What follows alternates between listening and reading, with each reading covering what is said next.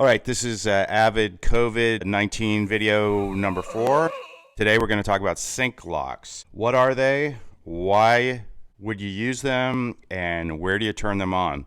I'm going to essentially use this little sequence here. I forget where this came from. It's old Avid courseware. And we have Mariel Hemingway. And on the left, i.e. left in the timeline, blue shot. And Toby on the right, he's the temp.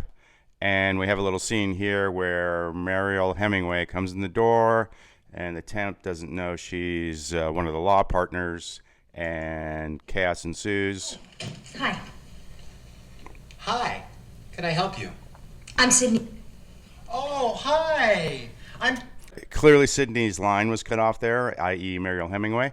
And what I want to do is roll that out. So I'm going to use a single roller trim on her video and audio, i.e. a ripple trim is what we call it nowadays.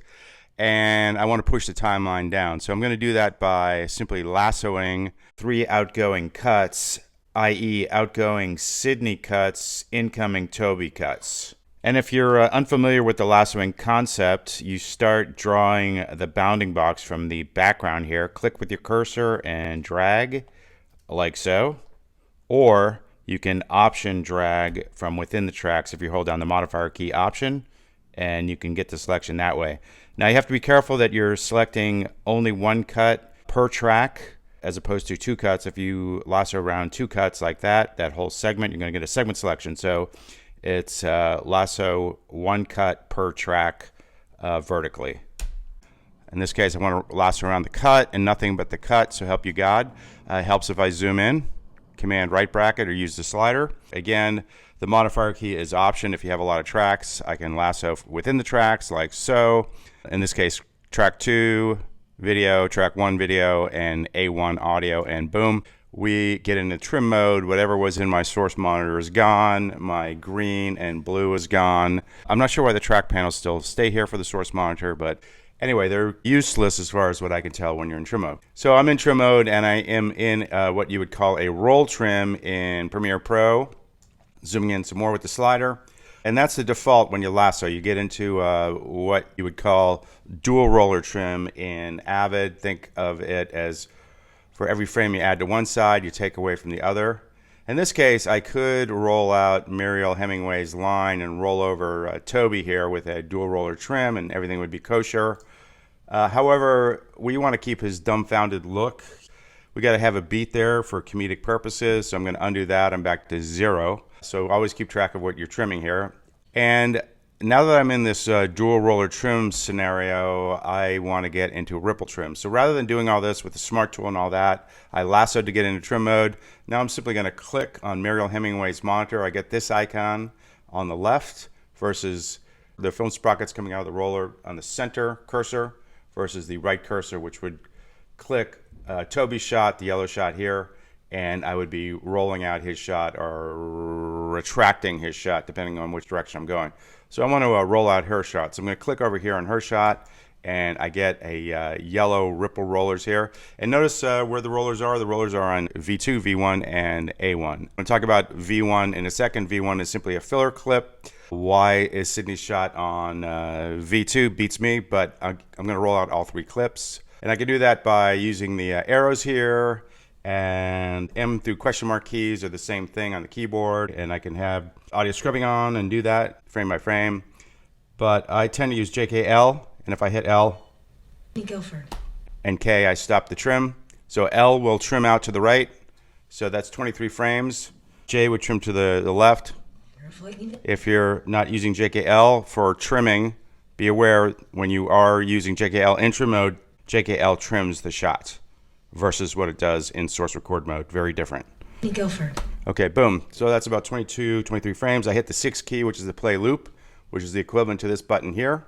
6 key in source record also will play loop between in and out marks. In trim mode, it will play loop. Help you. I'm Sydney Guilford. Over your cut.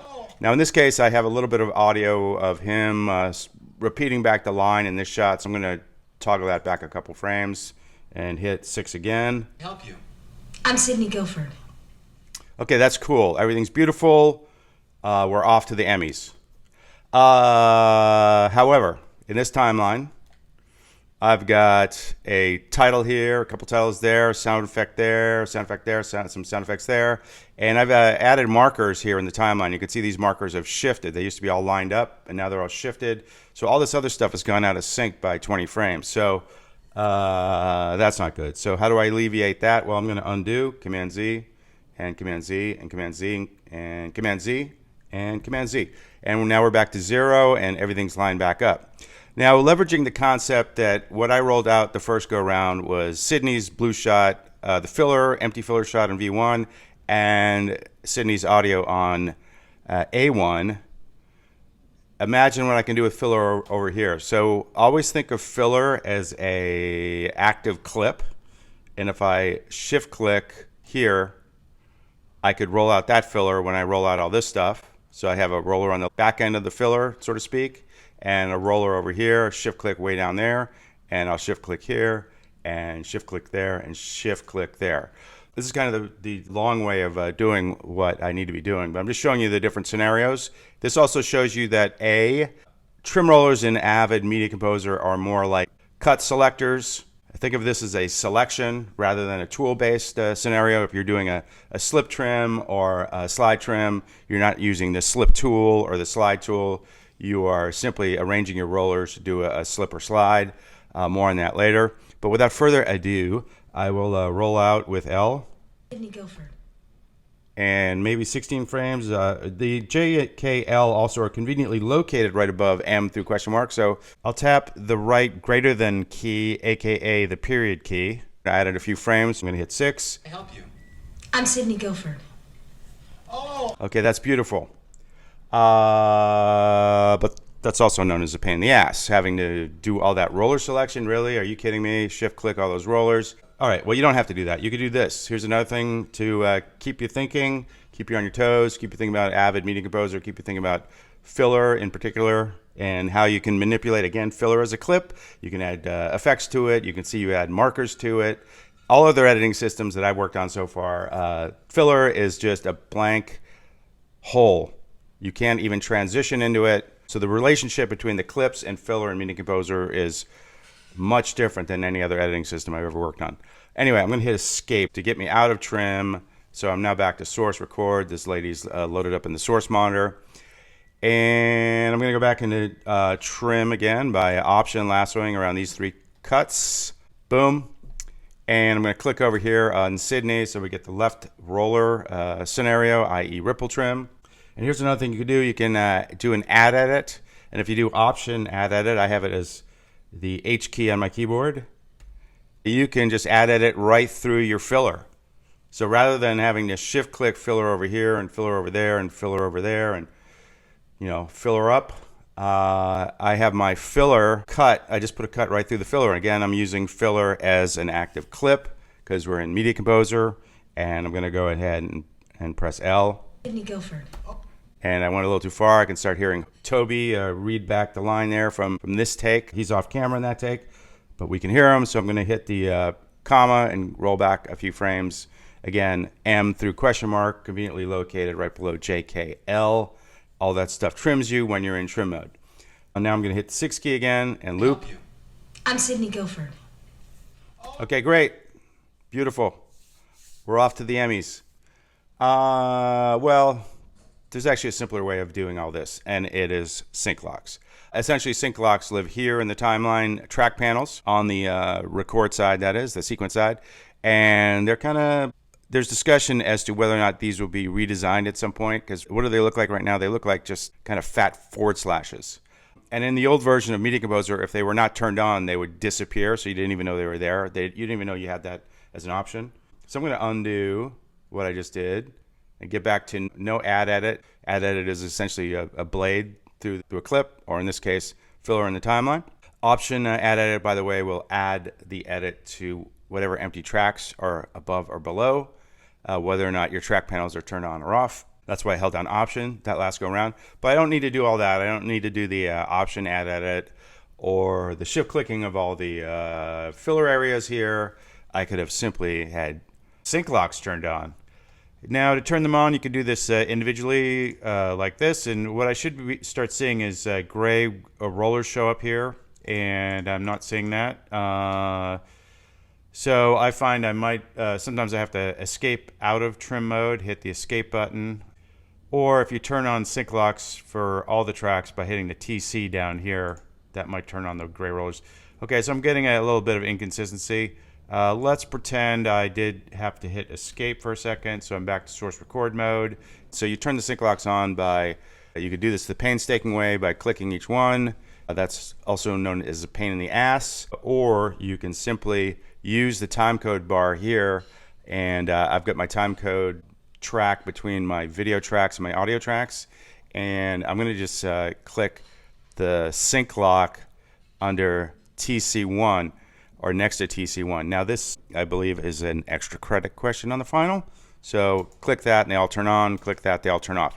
Now in the older versions of Media Composer, when they were off, they disappeared, so you wouldn't even see this nondescript / looking icon. But in this version, when they're deselected, they turn gray. Selected, they turn blue, just like everything else in the record side track panels. Click, now they're all on. All right, and if you're not seeing all this stuff in your track panels, it's because your disclosure triangle is closed up here, your little twirly next to time code, so that's why you might be seeing or not seeing all this stuff. Anyway, without further ado, sync locks are on. I'm gonna option lasso within the tracks. That's why I'm holding down option, make the selection, click on Sydney, and okay, this is what sync locks are doing nowadays. And essentially these are mimicking what I was doing earlier. The system has added what I call phantom rollers, these gray rollers, and they're essentially showing you what sync locks do. In the older versions, this would happen invisibly. So sync locks on, you see the gray rollers. Sync locks off, the gray rollers go away. Sync locks on and sync locks off. So I have Sydney selected, and I'm going to go ahead and roll her out. Sydney Gopher. And about 18 frames, I think we'll do it. Not 17, 18. And go ahead and hit 6. I'm Sydney Gopher. Oh, hi. I help you. I'm Sydney Gopher. Oh, hi. So the sync locks took care of all that for me. Now, I emphasize sync locks because as an Avid instructor, when I became an ACI, most of the books never mentioned sync locks. They mentioned all this other stuff about selecting and the add, edit, and the filler and all that stuff. So I always thought there was something wrong with sync locks. Also, for the most part, they have always been turned off when you start a sequence from scratch. And even now, there is a, in the timeline fast menu, sorry, in the timeline settings, not the timeline fast menu, I'm going to right click, get the timeline settings, or you can select the window you want and do Command equals and get right to the settings you want for that window.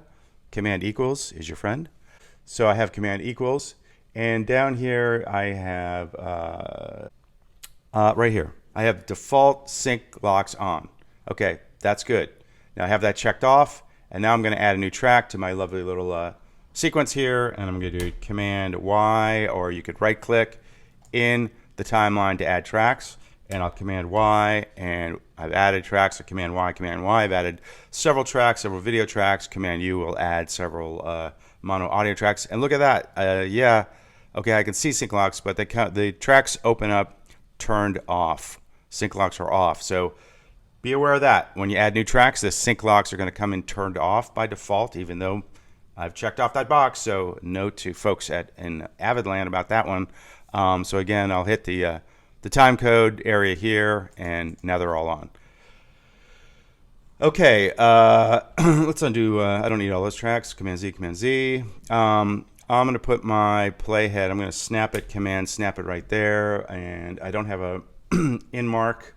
So there's the opening scene, and let's say for some reason we wanted to insert this shot. And what I have queued up here is from a movie called The Cutting Edge about editing. And let's see what we have here. Really, the Beatles film, Hard Day's Night. Okay, so from there to there, I got that. All right, so I got that marked in to out. And I'm going to go ahead and splice that in. And I have 2 tracks of audio, so might as well use them. 1 track of video coming in from the source. And I've got my playhead here. I've got in, out, playhead, a.k.a. position indicator, to use official Avid language. essentially I have 3 points. The position indicator is going to be the end point on the sequence. That's 1. Then I have 2 and 3 over here. So I'm going to go ahead and do an insert, aka a splice, and that's on the V key. Now, just to reiterate, sync locks. Essentially, if you're using any kind of yellow icon, you want to have sync locks on. You probably want to have sync locks on all the time. But if I'm going to do a splice in by hitting the splice in key or hitting V on the keyboard, I've just added that in, and that's fine for V1, A1, A2, but everything else got pushed out of sync. I'm going to undo that, and I'm going to splice it again, and you could see these tracks got thrown out of sync. My title's out of sync. Used to be over here. You know, if I do that again, it's over there. So, gosh, I could do this. I could turn on all these tracks. I could do Command A, select them all in the sequence side, and do the splice in that way, and that's kosher. That keeps. That means I'm inserting filler essentially on all the tracks, even though there's nothing there as I add this stuff. And I just did V several times, so I've got it in here several times. Film, hard base. I'm going to undo that, undo that. So you could, manage all your tracks that way. I'm going to do Command Shift A to deselect all the tracks. So Command A selects all your tracks in Media Composer. Command Shift A deselects all your tracks in Media Composer. Command A in Premiere Pro selects all your segments in Premiere Pro, and Command Shift A deselects all your segments. So this is where the Media Composer timeline is from Venus, and the other timelines are from Mars, or vice versa, depending on how you feel about Venus or Mars. Anyway, the long and short of this is sync locks on. Sync locks are your friend, and turn on the right track panels and go ahead and V, and that's pushing everything down because I have the sync locks on. Now, I'm going to undo that because I just did the same edit 3 times, and I'll just do V1 once this time, and I'll go ahead and hit play. The Beatles film. Maybe I want to trim this off. I'm going to go back to where I was. In this case, I'm going to trim off the front, and I'm going to lasso. I'm going to click over here on my right monitor. There's nothing on my left monitor because I have filler at the front of the timeline, and I'm going to use L to roll off the front of this. Really, the Beatles film, Hard Day's Night. Yeah. And you can see as I'm doing that, I'm simply rolling off the front end of the cut, and everything is staying in sync with me as I add and reduce frames from this cut. The rollers here are taking care of things. And when I go to the right, I'm actually doing rolling off the front here and rolling away from the back of these filler clips. So this is kind of an asymmetrical phantom trim, not to get too complicated. So I'm going to undo that. Command Z, Command Z, Command Z, Command Z. Okay, I'm back to where I was. And just to review the ripple roll trim concept, I'm selecting the back end of this Hard Day's Night clip. Boom, click that. When you roll to the right, just to review this a little bit, or to help you think about what's going on, when I ripple trim, I'm going to just use the period and go frame by frame.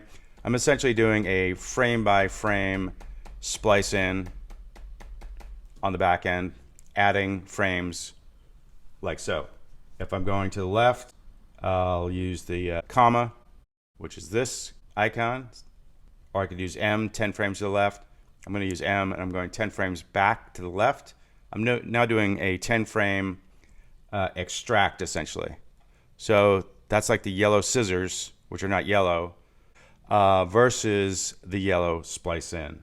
So that's what's going on with the ripple roller. Depending on which direction you're going, you're either splicing in or extracting.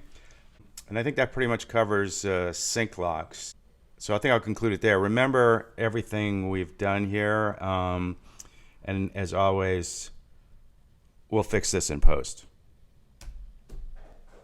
Oh, wait. We're in post.